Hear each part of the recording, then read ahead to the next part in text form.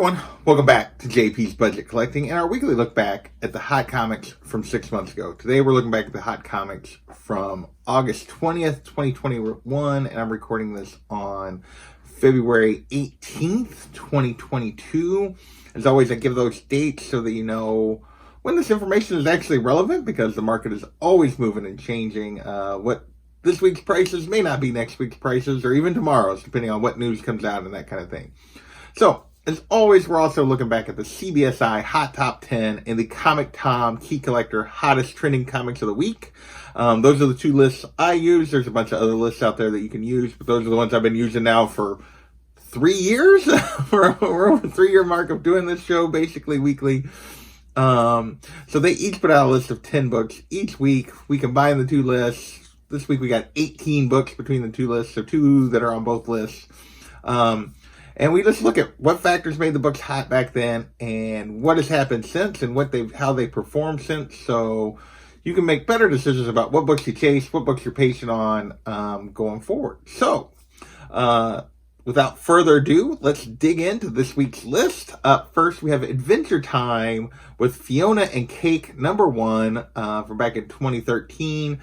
And this hit the list because there was rumors that they were going to get, that these two characters were going to get their own they were going to get a new series on HBO Max. So Adventure Time has ended. This was going to be kind of the continuation, was going to follow these two characters. Back then it caused raw copies of this book to jump up to $15. Now, it's hard to say. There's only been one recent sale. It was for $18, so I guess you could call it steady and worth it, but there's only one sale. Not a ton of these even for sale. There are a few listings. There are a bunch of variants of this, so there has been sales of like the variants and stuff, but of this main cover, only one sale recently. So right now, steady and worth it, I guess, based on that. But yeah, not many people are actually really buying this right now, so you probably kind of consider it. I'll be back. Next, we have the new Teen Titans, #21. First appearance of Brother Blood and Mother Mayhem.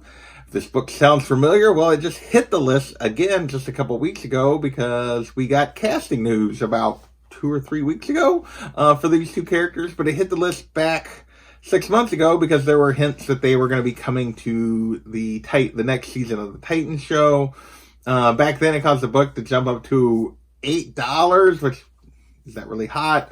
A 9.8 went for $190, but there was a bunch of sales, and that's why they put it on the list. Now it's a $5 to $25 book, depending on condition. 9.8 will still run you $175, $200.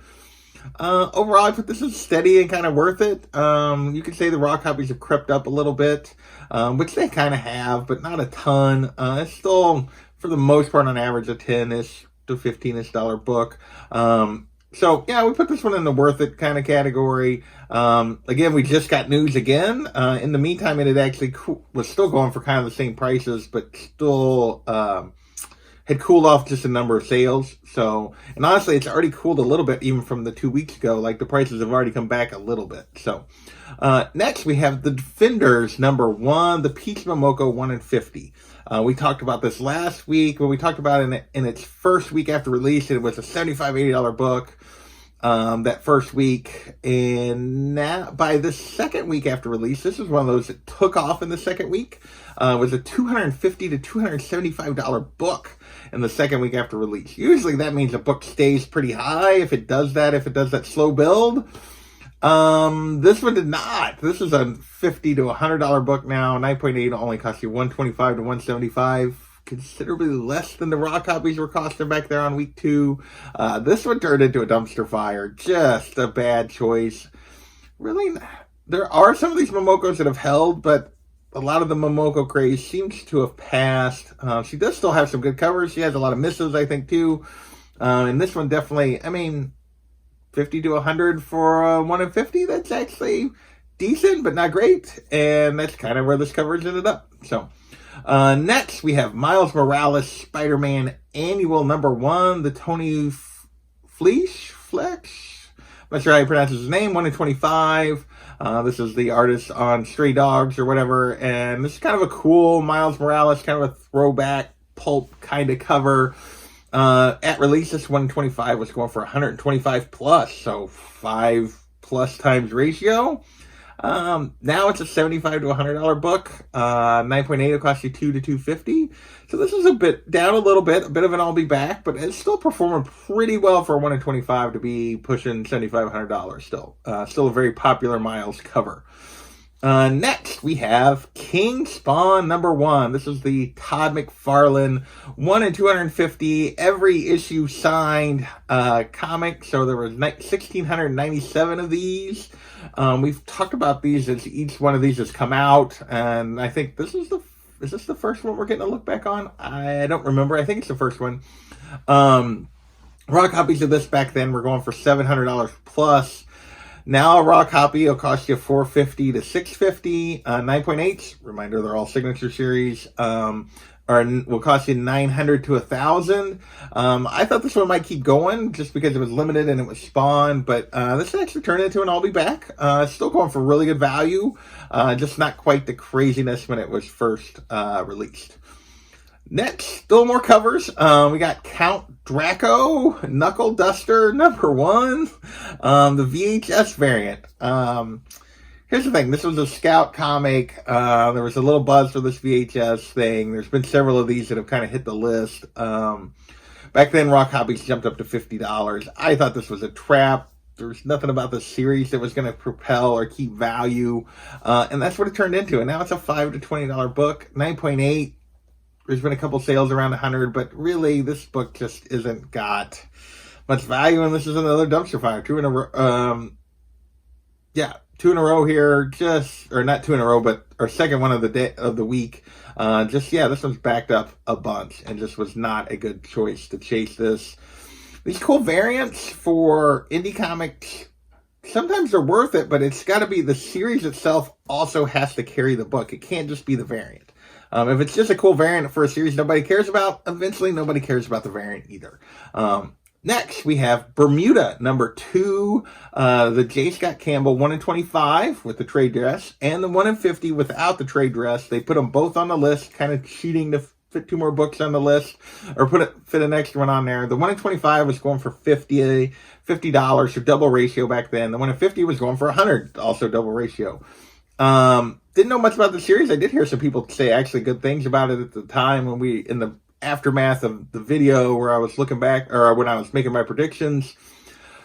But there's only been one sale of either cover, and that was clear back in December. People aren't willing to pay the listed prices. That sale was for $60 for the 1 in 25. So you could say it was still steady for the sales, but this is definitely an I'll be back because people just aren't willing to pay the prices for this, and there's not a lot of buzz around the series at the moment either. So yeah, these are both definitely I'll be backs in terms of maybe the listed prices are still pretty high, but they're definitely not selling at those values. So you might be able to find a deal maybe when sellers get motivated to actually move the books.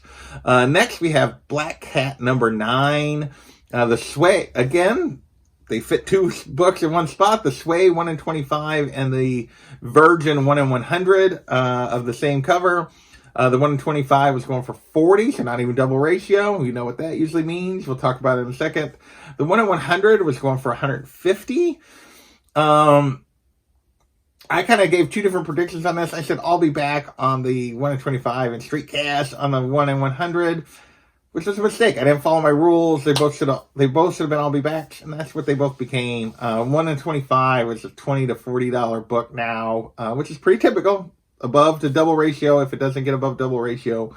9.8 costs you $80, actually below ratio, or 9.8 only costs you $80 of that 1 in 25.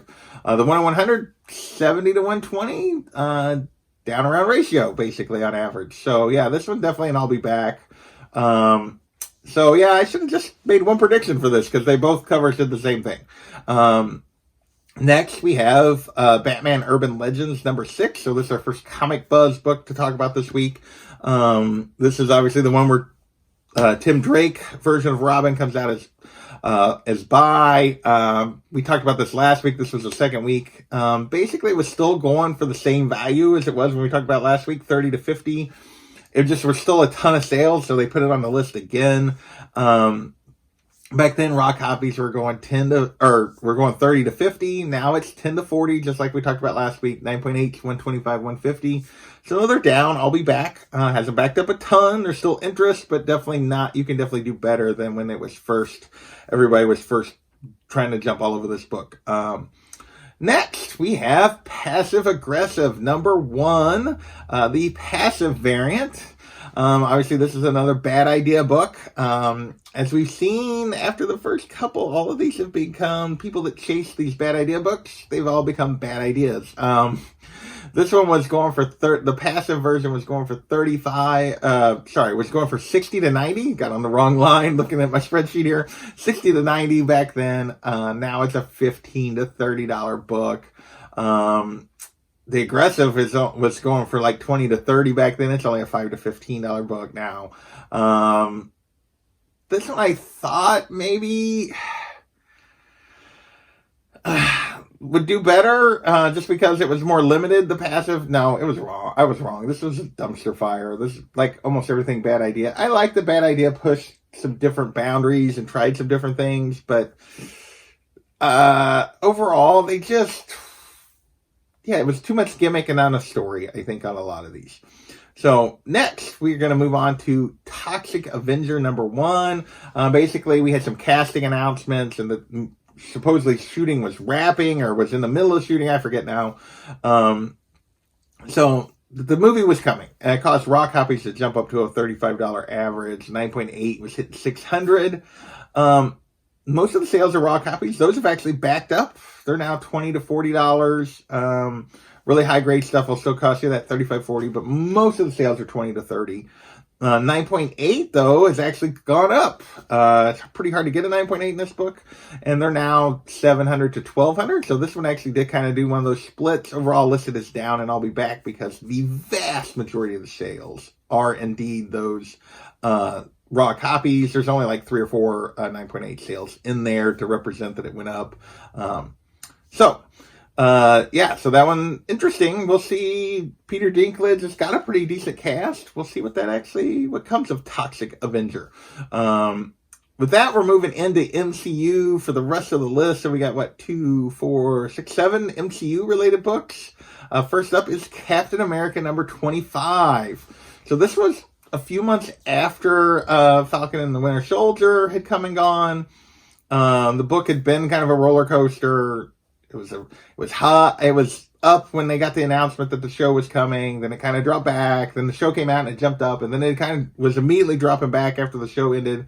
And then this bump was due to confirmation that there would be a Captain America 4 with Sam as Cap. Raw copies to jump back up to $45. 9.8s were back up to $250 to $300. This was still down from the heights of during the show.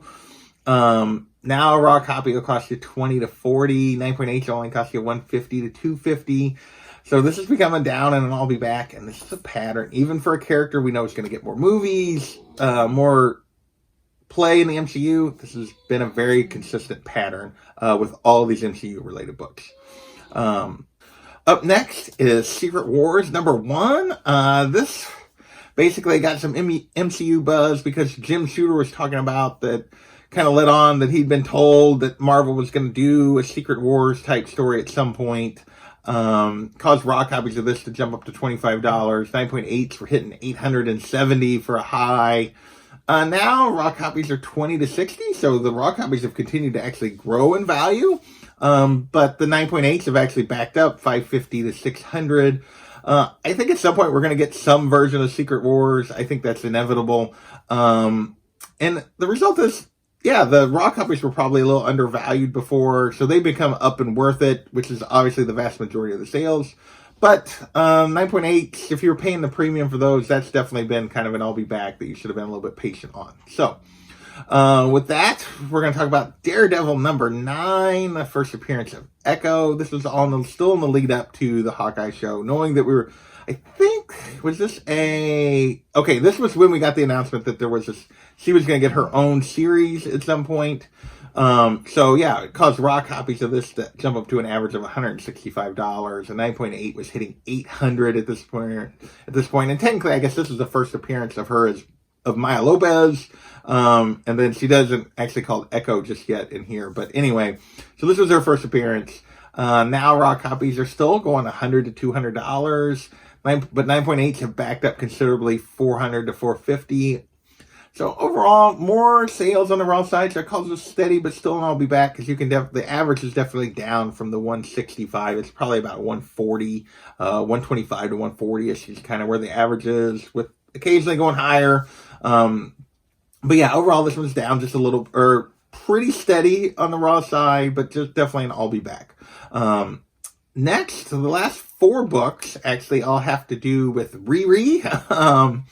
And this was kind of the news that Riri's first appearance was going to probably be in Black Panther 2 and not in her own show. So that's what kind of was driving a lot of these books. And we got that news. So it caused Ironheart number 9, which is the first meeting of Shuri and Riri, to hit the list. This jumped up to $125 to $150 book, which I thought was crazy for a first meeting. No other real first here. It was a $20 to $25 book before this happened. Now it's a $15 to $100 book. So the book has definitely been coming down. It's turned into a bit of a trap. You can get it for $15 to $30 again, back where it was before. But occasionally it's still selling $80, $100. So there's still some higher sales. So it's kind of a mixed bag of just what you can find and the deal you can find. I'd continue to be patient on this for the time being because we're still a ways out from the movie and the show. So I'd be looking for those deals on the lower end of that wide gap of a price range. 9.8 right now only costs you $150, which is what raw copies were going for back then. So definitely turned into a bit of a trap. Next, we have Ironheart number 1, which is the first solo Ironheart title. Back then, raw copies of this were up to $60 to $70. 9.8s were hitting $300. Now, a raw copy will cost you $15 to $35. 9.8 only costs you $100 to $175. Another one that turned into a trap. I think, again, we're in the lull. There's no news right now about Riri. We're still probably a year out from the show. We got announcements. We're a year out from the show. We're 6 or 8 months from her actual from Black Panther 2. Yeah, so we're doing that lull. This is very common. This is what happens with these Marvel books. There's news, they spike.